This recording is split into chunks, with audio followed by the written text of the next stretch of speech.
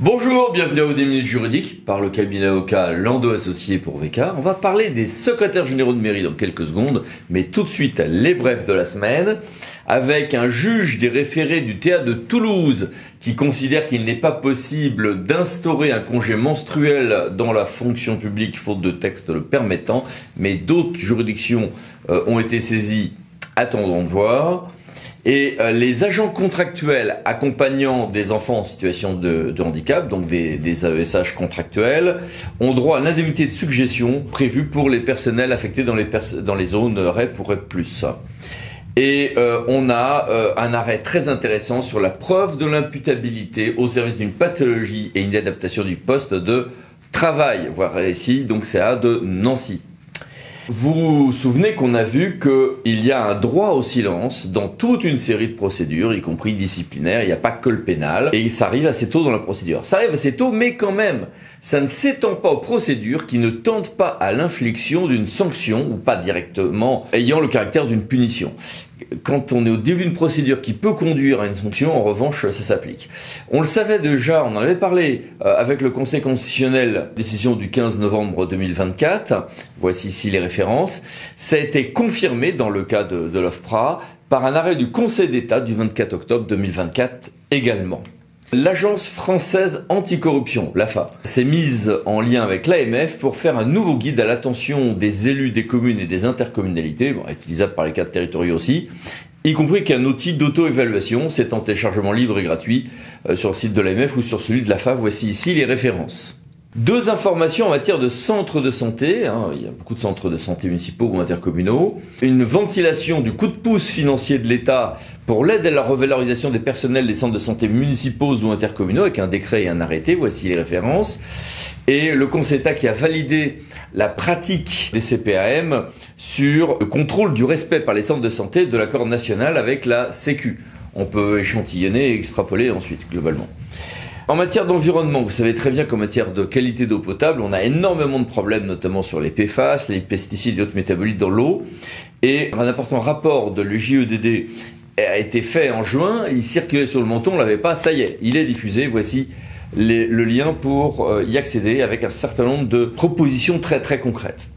Environnement toujours, selon une CA, il n'est pas illégal, au contraire de ce qu'avait jugé le juge de première instance, pour une agence de l'eau de financer la destruction d'ouvrages hydrauliques en rivière classée continuité écologique. C'est à Versailles. Environnement toujours, deux décrets qui étaient très attendus ont été adoptés le 21 novembre sur les sites naturels de compensation, restauration et renaturation. Assez grosse actualité aussi en matière d'urbanisme avec un arrêt qui renforce l'importance et donne beaucoup de précisions sur tout ce qui est certificat d'urbanisme. 18 novembre, voici ici les références. Et le même jour, le Conseil d'État a également dit que l'appréciation du lien entre un permis de construire et les objectifs d'une OAP doit être effectuée avec une certaine souplesse, mode d'emploi précis. Et le Conseil constitutionnel, quelques jours après, le 22, a rejeté une QPC contraire aux procédures d'expropriation, tout en apportant des précisions qui protègent l'exproprié. En matière de contrat, question, une offre est envoyée dans le document ZIP, mais ça arrive à l'arrivée 0 kilooctet illisible. Est-ce que ça rend l'offre irrecevable? Oui, en l'espèce, évidemment, à la condition qu'il n'y ait pas d'erreur sur la plateforme de dématérialisation, bien sûr, Théâtre de Montpellier. Et le Conseil d'État nous a dit à quel moment il faut partir pour l'indexation obligatoire des prix des marchés publics. Sur l'indexation obligatoire quand il y a un délai de latence de plus de 3 mois entre la fixation du prix et le début. On va prendre quelle date quand on a eu une négociation? La date où l'offre négociée a été transmise. Et puis les mini-brèves, que voici. Et que voilà. Et que voici encore. Et que voici enfin, parce qu'il y en a beaucoup. N'hésitez pas à mettre sur pause. Mais passons à notre grand dossier.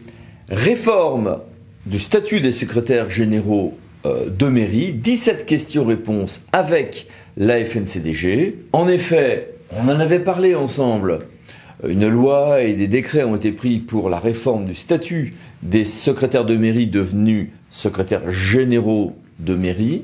Alors on fait des articles, etc. Dans ce cadre-là, une grosse foire aux questions est en cours de finalisation, bien plus précise donc que les documents de l'État à ce jour, sur la mise en œuvre de cela. Déjà un premier document extrêmement utile une plaquette a été diffusée ici, et tout ceci était concocté par la Fédération nationale des centres de gestion et l'association des DG de ces centres de gestion.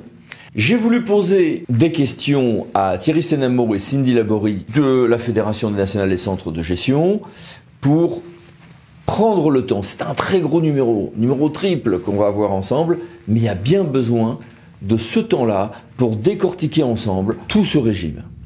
Voir évidemment également les articles et les vidéos de mon propre cabinet. Mais aujourd'hui, l'expertise de la fédération est grande dans la matière et j'ai voulu que tous ensemble nous en profitions. Bonjour Thierry, bonjour Cindy. Bonjour. Bonjour Eric.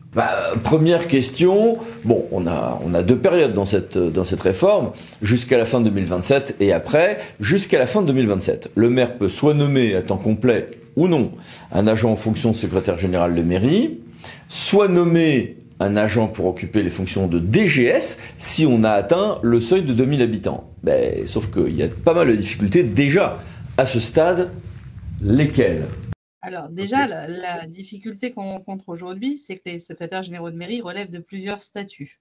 Avant même d'évoquer la situation au 1er janvier 2028, il est peut-être bien de refaire un petit historique. Avant l'entrée en vigueur de la loi numéro 2023-1380 du 30 décembre 2023, les secrétaires généraux de mairie pouvaient relever de 5 statuts différents. Le cadre d'emploi des secrétaires de mairie, mis en voie d'extinction depuis 2001, de catégorie A, mais nous avions encore des agents qui relevaient de ce cadre d'emploi.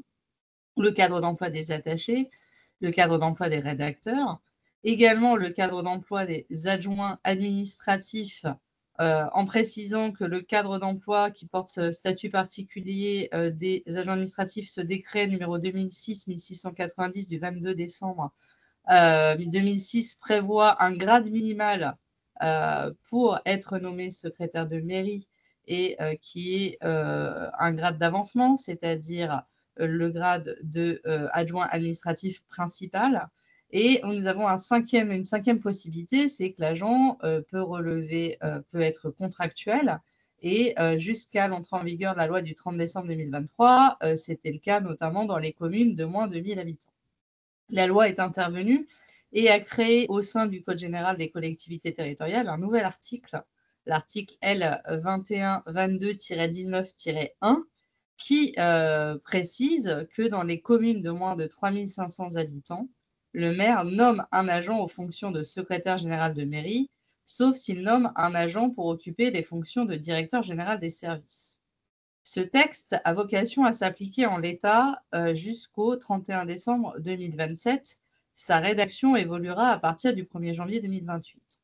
Donc jusqu'au 31 décembre 2027, les collectivités ont plusieurs possibilités. La première, c'est de nommer un agent sur un grade, toujours un grade d'avancement en catégorie C, puisque l'article 3 du décret numéro 2006-1690 du 22 décembre 2006 a été modifié et il prévoit que lorsqu'il relève des grades d'avancement, les adjoints administratifs territoriaux nommés avant le 1er janvier 2028 peuvent être chargés du secrétariat de mairie dans une commune de moins de 2000 habitants. Ils peuvent également être nommés secrétaire général de mairie les agents qui sont rédacteurs, c'est prévu par le décret numéro 2012-924 du 30 juillet 2012.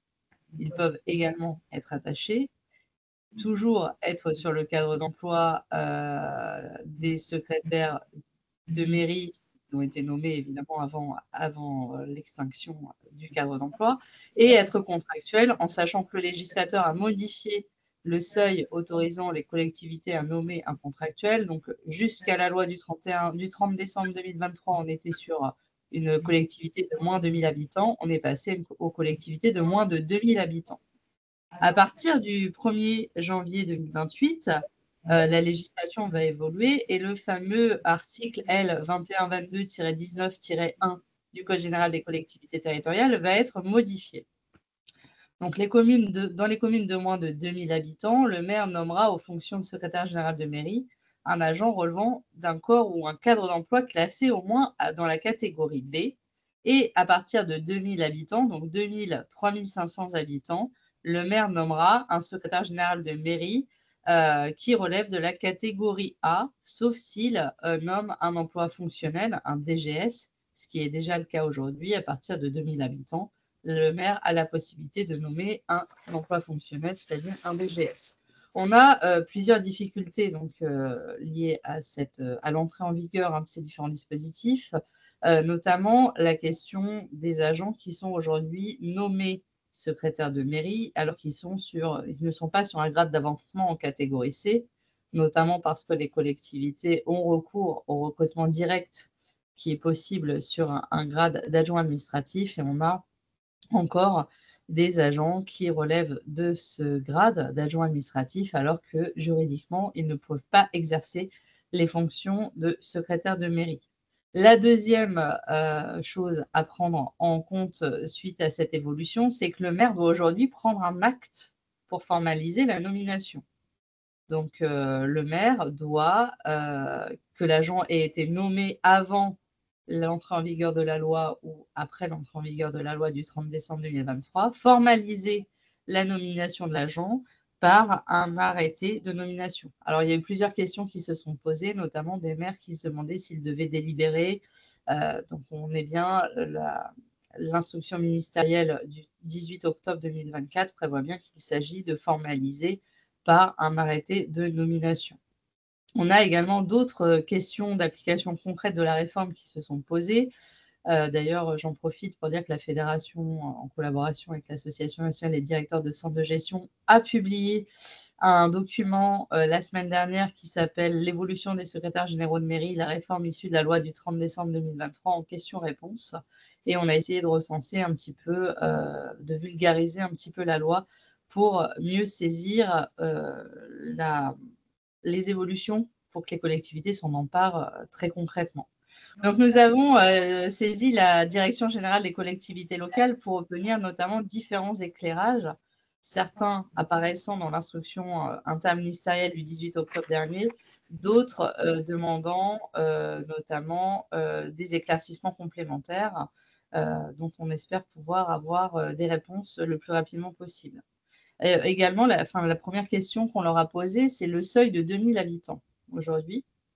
Il est très facilement applicable quand il s'agit d'une commune, mais nous avons des secrétaires généraux de mairie qui sont employés par d'autres structures que des communes, des EPCI, à fiscalité propre ou non d'ailleurs, qui sont mis à disposition de communes ou recrutés directement, et également par les centres de gestion.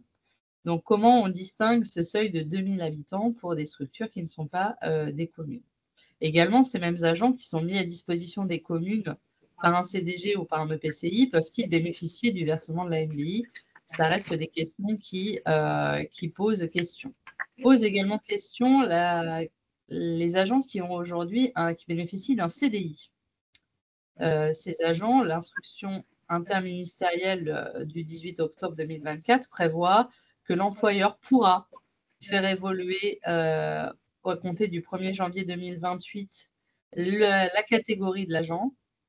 Aujourd'hui, aucun texte ne permet à un employeur de modifier une catégorie dès lors que l'agent bénéficie d'un CDI. Donc, se pose la question de comment pouvoir garantir à l'agent le maintien de son CDI alors qu'il aura une modification substantielle de son contrat. Il y a une clarification vraiment qui s'impose. Avec un problème notamment dans certains cas pour le bénéfice de la NBI et quelques autres difficultés, je crois.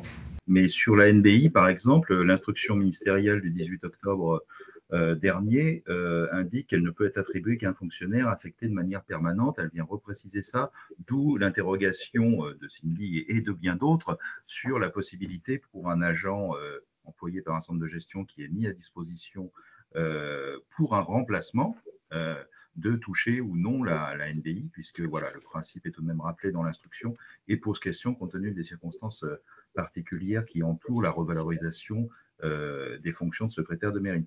Et de la même façon pour le CDI, Cindy l'a bien résumé. Là, on est un petit peu face à un casse-tête entre l'intention finalement du législateur et puis les règles actuelles de droit positif qui ne prévoient pas un nouveau CDI à strictement parler lorsque on doit revaloriser la fonction. Enfin, plutôt un nouveau contrat est exigé, mais qu'un nouveau contrat soit nécessairement à durée indéterminée, là, ça pose effectivement question. On a un autre problème, un autre régime qui soulève quelques interrogations, c'est les dispositifs de promotion interne dérogatoires, n'est-ce pas? Les centres de gestion qui vont être amenés, notamment les présidents de centres de gestion, à prendre les listes d'aptitude des promotions internes, sur quel acte vont-ils se fonder pour apprécier les conditions de service nécessaires pour bénéficier de ce deux dispositifs, puisque généralement, il n'y avait pas toujours un arrêté de nomination qui précisait que l'agent exerçait les fonctions de secrétaire de mairie. On pourrait parler de nombreuses situations, secrétaire de mairie instituteur par exemple, mais déjà, quid des agents pluricommunaux? Je prends l'exemple notamment, j'ai une secrétaire générale de mairie qui est venue me poser la question. Elle est aujourd'hui employée par 4 collectivités différentes à temps non complet et elle a 4 statuts différents. Dans une collectivité, elle est en CDI en catégorie B. Dans une autre collectivité, elle est en CDD depuis 4 ans en catégorie C sur un grade d'adjoint administratif principal de 2e classe. Sur une autre collectivité, elle est en CDD également depuis 2 ans sur un grade d'adjoint administratif principal de 1re classe. Et enfin, dans la 4e collectivité, elle est titulaire en catégorie C, mais en C1, c'est-à-dire adjoint administratif. Donc, c'est vrai que ça va être un vrai casse-tête, et pour les secrétaires de mairie elles-mêmes, mais aussi pour les centres de gestion, de gérer les carrières de ces agents qui sont notamment pluricommunaux et qui sont sur des statuts différents. Également, on va se poser la question de l'unicité des carrières pour les agents qui exercent une partie de leurs fonctions comme secrétaire général de mairie dans une commune et qui vont pouvoir bénéficier du dispositif, notamment plan de requalification, donc qui pourront à terme être nommés catégorie B, et qui exercent d'autres fonctions dans une autre structure. Je pense notamment à quelqu'un qui est agent adjoint administratif dans un syndicat mixte, qui n'est pas secrétaire de mairie dans sa 2e structure, et qui sera amené à rester catégorie C dans cette 2e structure. Donc, il y a encore beaucoup d'éclaircissements qui sont nécessaires pour une mise en œuvre opérationnelle de ce texte. Et puis, comme tu le dis, Cindy, non seulement il y a cette problématique des agents pluricommunaux avec différents employeurs, et du coup, sous-jacent, bien entendu, les règles relatives aux fonctionnaires employés à temps non complet, qui, on le verra un petit peu plus loin, selon les dispositifs, sont pris en compte tels quels ou auxquels on déroge. Donc, c'est vraiment un casse-tête chinois que d'arriver parfois à des solutions, surtout lorsqu'on voit le cas que tu cites d'un agent qui a différents statuts, si j'ose dire, au total, et qu'on mêle à ça des problématiques de temps non complet, de NBI, de services effectués précédemment en tant que contractuel ou agent de catégorie C1, ça devient effectivement très compliqué. Et qu'en est-il du fameux projet de décret sur la promotion interne réservée? Sur le dernier dispositif que vous évoquiez, le législateur a entendu aussi faire en sorte que sur les listes d'aptitude à la promotion interne d'attachés territorial et rédacteurs, donc les listes d'aptitude de promotion interne classiques, elles comprennent nécessairement une part de fonctionnaires exerçant les fonctions de secrétaire général de mairie, quel que soit le cadre d'emploi d'appartenance et quelle que soit leur catégorie hiérarchique. Cette part devait être fixée par décret, donc ça c'est le texte de l'article 7 de la loi du 30 décembre 2023. Cette part était fixée dans un projet de décret qui a été examiné par le Conseil supérieur de la fonction publique territoriale le 13 novembre dernier à au moins un fonctionnaire exerçant les fonctions de secrétaire général de mairie, ce qui correspond dans les textes et dans les faits à ce qui existe déjà dans les listes d'aptitude des secrétaires, des attachés rédacteurs. Il y a déjà généralement au moins un secrétaire de mairie.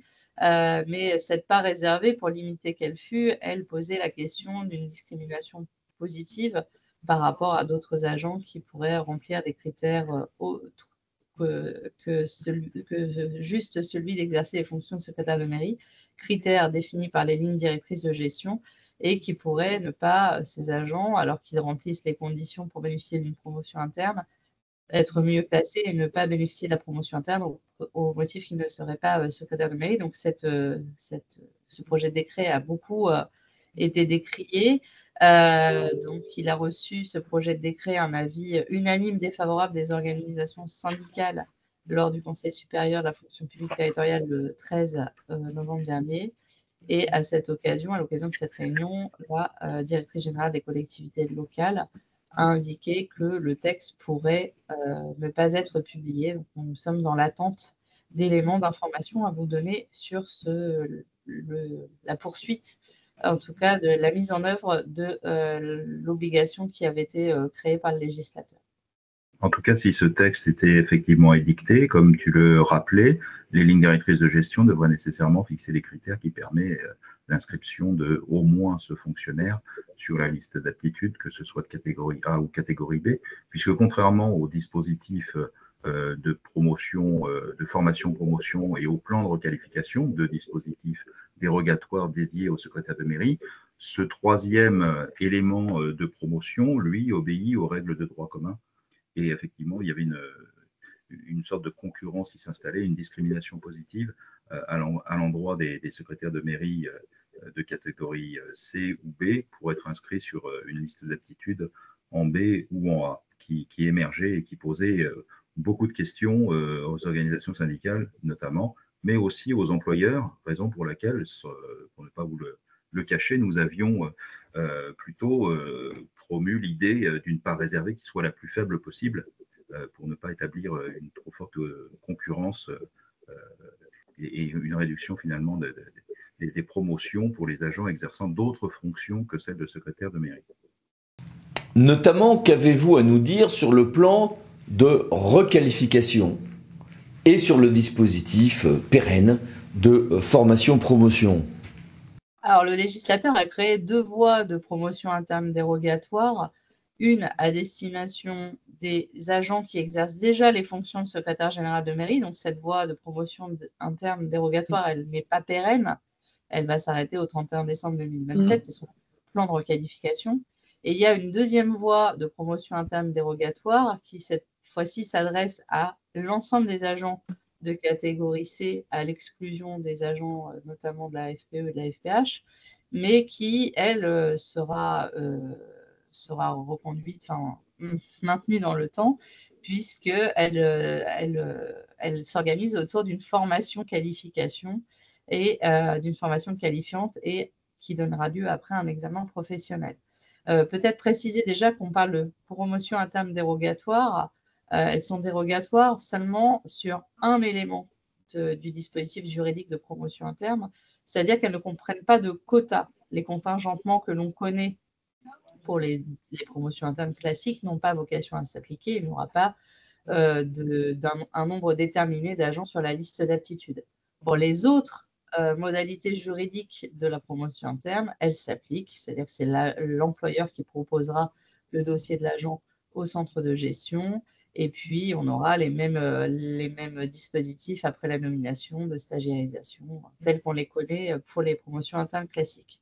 Sur la promotion interne sans quota dans un cadre d'emploi de catégorie B, qui est réservé aux fonctionnaires de catégorie C relevant des grades d'avancement et qui ont validé un examen professionnel sanctionnant une formation qualifiante, le décret prévoit que peuvent être inscrits sur la liste d'aptitudes après avoir suivi cette formation et obtenu l'examen professionnel les fonctionnaires de catégorie C, donc qui sont sur un grade d'avancement et qui comptent au moins 8 ans de service public effectif dans un emploi de catégorie C.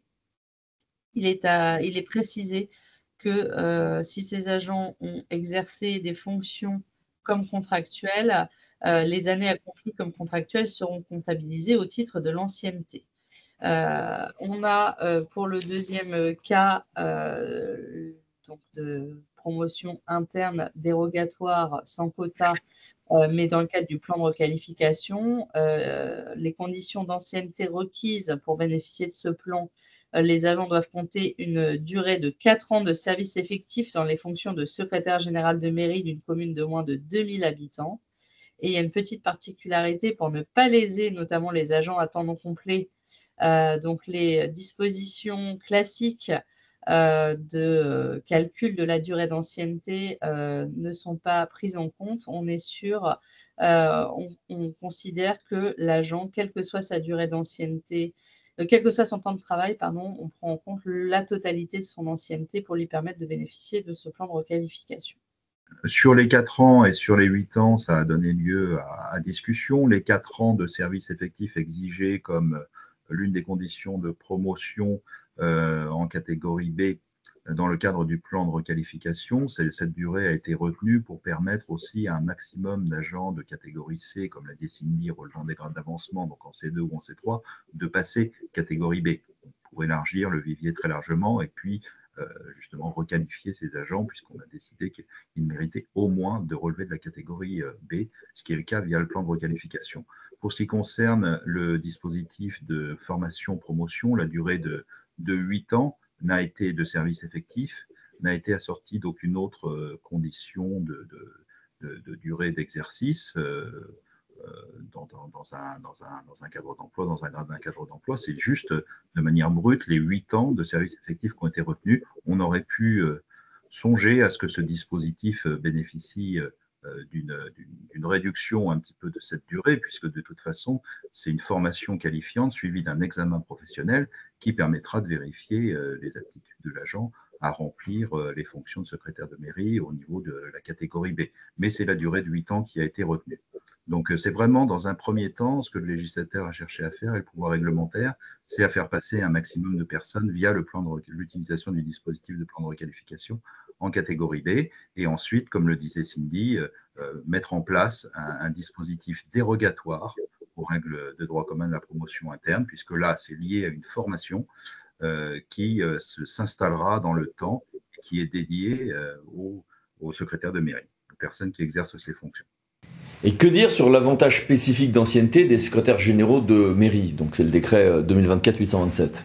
Alors déjà, c'est un dispositif qu'on ne connaît pas dans la fonction publique territoriale. C'est un dispositif qui existe à l'État, dans certains ministères, je pense au ministère de l'Intérieur. Donc là, le législateur a souhaité accorder aux secrétaires généraux de mairie un accélérateur de carrière. Donc c'est prévu à l'article 8 de la loi du 30 décembre 2023.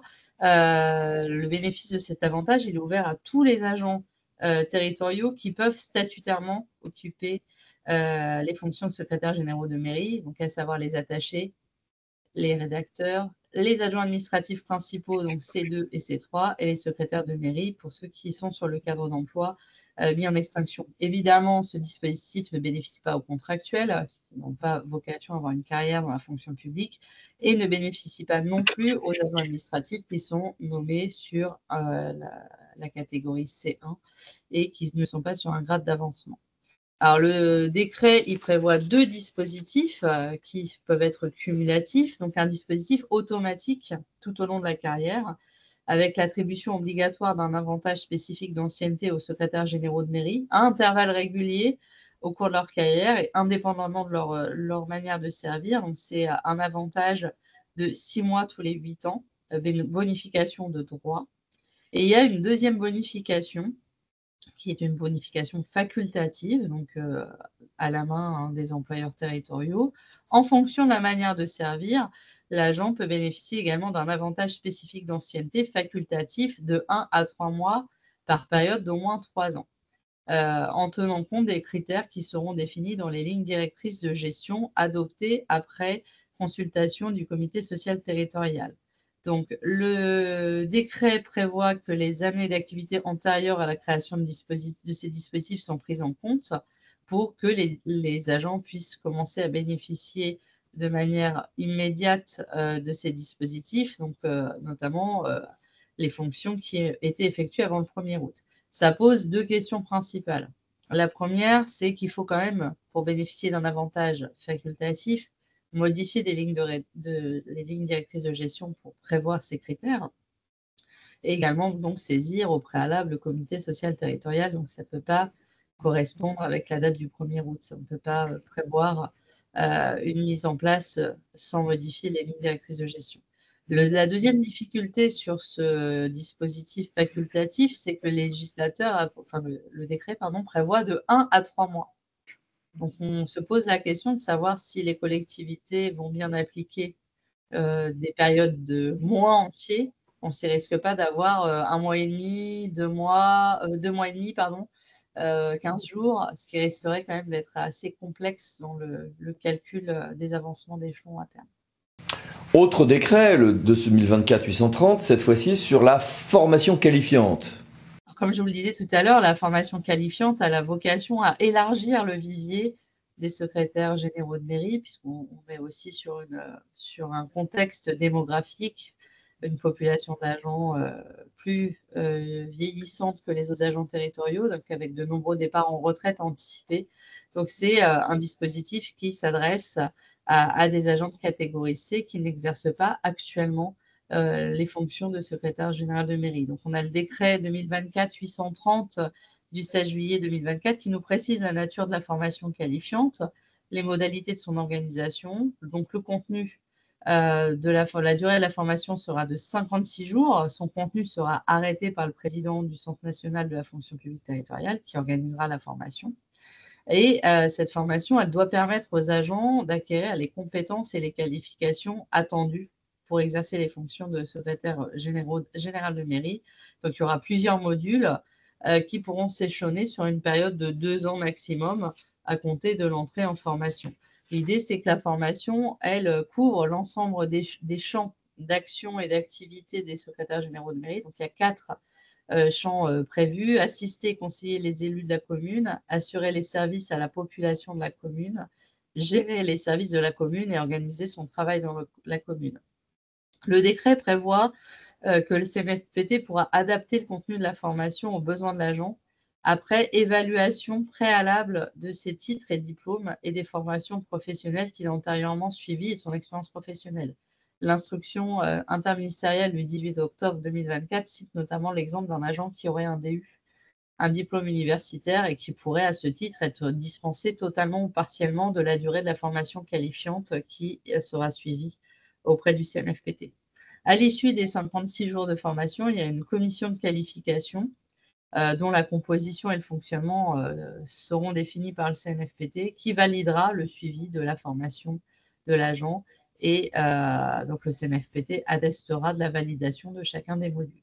Il y a un délai pour accomplir ces 56 jours de formation, et surtout, l'esprit exige que le CNFPT, lorsqu'il en a l'occasion, en fonction du profil, si j'ose dire, de l'agent, fasse jouer à plein les dispenses partielles, voire totales, mais plutôt partielles, effectivement, de certains modules de la formation.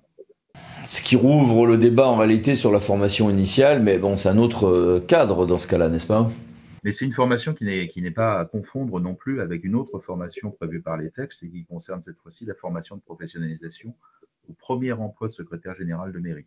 C'est encore un autre dispositif, puisque la loi prévoit qu'outre la formation initiale dont ils bénéficient au titre des formations statutaires obligatoires, les secrétaires généraux de mairie, dans l'année qui suit leur embauche, le début de l'exercice de leur fonction en tant que telle, suivent une formation spécifique au premier emploi de secrétaire général de mairie. Et l'un de ces décrets d'application prévoit que lorsqu'ils ont suivi cette formation, ils n'ont pas à suivre la formation de professionnalisation au premier emploi général, en quelque sorte, prévue par le décret de 2008.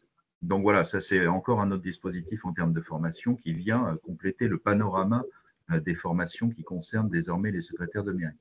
Nous parlons bien de dispositifs qui s'additionnent, avec des marges de manœuvre pour l'employeur donc. C'est que les deux dispositifs peuvent être cumulatifs et que le second, fonction, la manière de servir, est vraiment facultatif à la main de l'employeur, au-delà des difficultés qui peuvent se poser ultérieurement de savoir si on peut faire varier un petit peu l'avantage spécifique d'ancienneté. Et que peut-on dire des modalités d'organisation de l'examen professionnel, précisant la durée annuelle d'exercice des fonctions de secrétaire de mairie, bref, du décret 2024-831 ? Là, on est après la formation professionnelle. Les agents qui ont suivi cette formation, pour être nommés rédacteurs, devront passer un examen professionnel. L'examen professionnel, il sera organisé par les centres de gestion. C'est un examen professionnel au grade de rédacteur qui ne comportera qu'une seule épreuve orale d'entretien d'une durée de 20 minutes, avec en point de départ un exposé, c'est assez classique, un exposé du candidat sur les acquis de son expérience professionnelle. Puis il devra répondre à des questions qui permettront au jury d'apprécier donc notamment ses facultés d'analyse, de réflexion et son aptitude et surtout sa motivation à exercer les missions d'un secrétaire général de mairie et à encadrer une équipe. Le texte prévoit que l'inscription sur cette liste d'aptitudes, la liste d'aptitudes après formation qualifiante et la réussite à l'examen professionnel, l'inscription sur cette liste d'aptitudes ne permettra à l'agent que d'être nommé rédacteur, mais uniquement pour exercer les fonctions de secrétaire général de mairie. Et là encore, cette liste ne sera pas soumise à contingentement. L'agent qui sera inscrit sur cette liste d'aptitudes et qui pourra être nommé rédacteur, et qui pourra être nommé que secrétaire général de mairie, et il aura l'obligation d'exercer ses fonctions pendant une durée minimale de 3 ans à la date de sa titularisation. Et sur cette question de l'engagement de servir pendant 3 ans, l'instruction interministérielle du 18 octobre 2004 précise bien que le fonctionnaire promu au grade de rédacteur territorial qui exercerait l'emploi de secrétaire général de mairie et qui serait amené à aller travailler dans une autre collectivité avant cette période de 3 ans ne pourrait pas perdre le bénéfice de sa nomination. Par contre, la collectivité qui le recruterait avant la période de 3 ans serait amenée à rembourser le coût de la formation à la collectivité qui l'avait assumé. Bon, il y a eu aussi une grande émotion quand le ministre a annoncé l'extension de la réforme au C1. Il y a eu un petit peu d'évolution depuis. Alors, qu'en est-on de cette extension ou pas de la réforme au C1 ?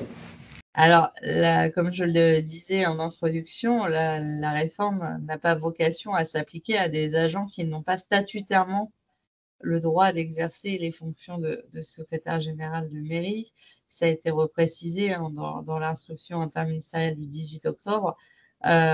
Toutefois, la réforme, le ministre s'est engagé à la demande notamment des employeurs territoriaux et des organisations syndicales à faire évoluer la loi et à permettre aux nombreux agents recrutés en C1 de bénéficier à terme de la réforme. Aujourd'hui, ce n'est pas possible puisque la loi prévoit que les 2 dispositifs de promotion interne dérogatoire ne sont applicables qu'aux agents qui sont actuellement sur un grade d'avancement.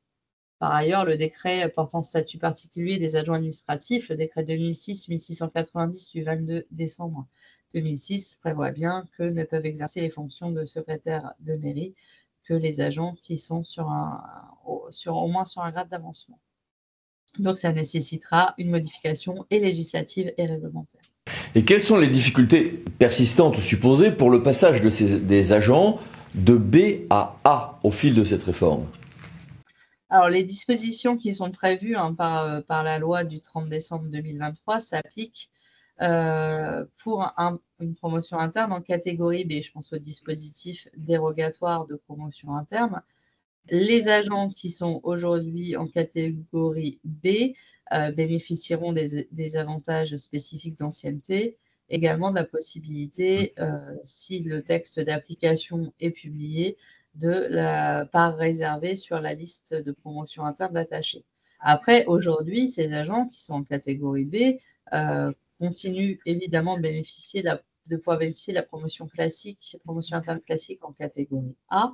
La difficulté persistante, c'est évidemment les freins à la promotion interne, même si le décret 2023-1272 du 26 décembre 2023 a modifié les conditions et le dispositif de promotion interne en assouplissant notamment les mécanismes de contingentement, en réduisant notamment le nombre exigé de recrutement externe. On est passé de la règle du 1 pour 3 à la règle du 1 pour 2. Également en allégeant les conditions requises pour déclencher les fameuses clauses de sauvegarde s'il n'y a pas suffisamment de recrutement. Et puis, il y a le décret 2024-907 du 8 octobre 2024 qui, lui, est venu assouplir les conditions à remplir de formation obligatoire pour bénéficier d'une promotion interne, notamment le décret du 29 mai 2008 prévoyait que les agents devaient avoir effectué leur jour de formation dans des périodes révolues. Donc, le texte aujourd'hui a été réécrit pour permettre aux agents qui n'auraient pas suivi leur formation dans ces périodes révolues de pouvoir les suivre après, mais avant la nomination sur la liste, leur nomination à la promotion interne. Toutefois, le dispositif de promotion, même s'il a été assoupli, reste un dispositif de promotion qui n'est pas le cadre général de recrutement. Et donc, ça nécessite pour ces agents de soit passer le concours d'attaché, soit de pouvoir bénéficier à ces conditions-là de la promotion interne. Et pour ce qui est de la situation en droit à compter de 2028, donc l'autre phase, avez-vous des précisions à apporter et des difficultés ou des subtilités à signaler? Poser question, c'est comment on va gérer la situation à partir du 1er janvier 2028. Je pense notamment aux agents de catégorie C1 qui auraient bénéficié d'un avancement de grade avant le 1er janvier 2028, mais qui se retrouveraient à la fin de la formation, de la promotion interne dérogatoire, plan de requalification. Comment on va gérer ces agents qui vont être maintenus en catégorie C parce qu'ils n'auront pas eu le temps matériel de bénéficier de cette promotion interne dérogatoire. Après, il y avait toutes les questions que j'évoquais tout à l'heure également, des personnes qui auront des carrières complexes, qui auront plusieurs cadres d'emploi, voire plusieurs catégories. Ça va nécessiter un suivi de carrière renforcé pour tous ces agents. Quelles interventions sont-elles possibles, prévues, utiles dans ce cadre de la FNCDG et des centres de gestion pour les élus et les cadres territoriaux qui nous regardent? Cindy, qui en est l'artisan, les connaît bien. On a notamment diffusé une plaquette qui a rencontré un très très vif succès lors du Congrès des maires. Que les réponses puissent être les mêmes, quel que soit le département de l'agent et du maire. On a également une compétence qui a été une nouvelle compétence obligatoire des centres de gestion qui a été ajoutée par le législateur à l'occasion de la loi du 30 décembre 2023. Donc, les centres de gestion doivent animer le réseau des secrétaires généraux de mairie dans leur ressort territorial, sans préjudice des autres dispositifs en ce sens animés par d'autres acteurs locaux, comme les EPCI notamment ou les associations départementales de maires. Mais dans le cadre, bien sûr, de ces mises en réseau obligatoires, il y aura forcément des travaux d'harmonisation, de travail en commun, d'explicitation de la réforme qui seront menés, de la sensibilisation auprès également des secrétaires de mairie, mais aussi auprès des employeurs. Et comme on le disait, on a ce premier fascicule qui a été publié à destination des maires et des secrétaires de mairie, cette foire aux questions qui a vocation à être plus technique. Et puis, on continue également de faire remonter des demandes de clarification auprès du ministère de l'Intérieur et de la Direction générale des collectivités locales. Bon, un dernier conseil, Cindy? Surtout de se rapprocher de leur centre de gestion qui est là pour les accompagner au quotidien sur toutes les questions statutaires. Mais ça, c'est pas sympa parce que vous venez de piquer le conseil qu'avait, j'imagine, à l'esprit Thierry. Alors, Thierry, un conseil?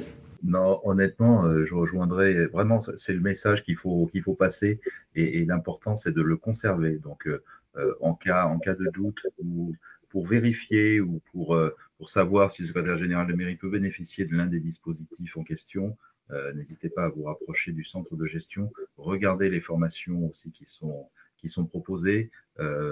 En ce moment est réalisé un rapport d'ailleurs par les inspections qui vise à examiner l'opportunité éventuelle de création d'un diplôme national de préparation au métier de secrétaire de mairie. Les textes sont foisonnants. Je rappelle une loi, 4 décrets d'application, d'ores et déjà, peut-être un 5e, Cindy l'a dit, une instruction ministérielle d'une 20aine de pages. L'ensemble est conséquent, surtout soyez vigilants et recourez au service des centres, effectivement, puisque les situations sont très variées. Je prends un dernier exemple, c'est simplement pour la situation des fonctionnaires qui exercent à temps non complet. Dans certains cas, on va prendre en compte la durée totale, on va considérer que l'exercice de leur fonction vaut pour une certaine durée totale, ou alors on va proratiser leur temps d'exercice pour calculer la notion de service effectif, puisque comme on le disait en début d'intervention, selon qu'on rentre dans le cadre du plan de requalification ou du dispositif formation-promotion, les durées exigées de service exercées en tant que secrétaire de mairie sont différents. Donc toutes ces situations méritent vraiment une attention très particulière pour que la loi donne son plein effet en matière de formation, de recrutement et de promotion des secrétaires de mairie. Merci beaucoup à tous les deux, au revoir. Merci. Eric, à très bientôt. Et merci à vous. À bientôt pour une nouvelle vidéo, les 10 minutes juridiques. Parlons d'associés pour VK. Pensez à vous abonner, c'est par là. Merci, au revoir.